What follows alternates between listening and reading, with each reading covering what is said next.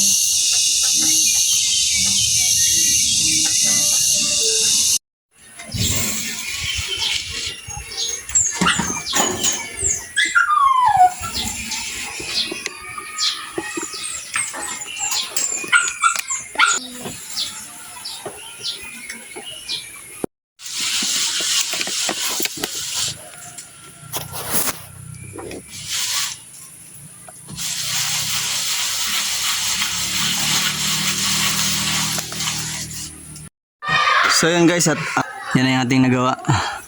So may halo pa tayo. Kaya malagyan pa natin yung gitna. So ayan na yung kinalabasan natin ginawa. Tingnan natin dito sa harap. Ayan.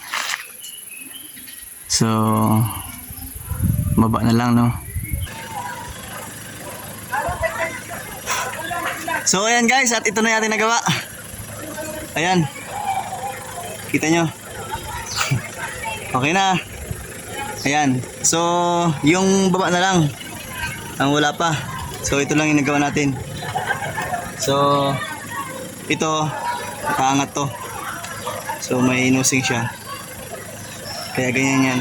So, sa susunod yan ang gagawin natin. Ito. Ayan guys. Sobrang init guys.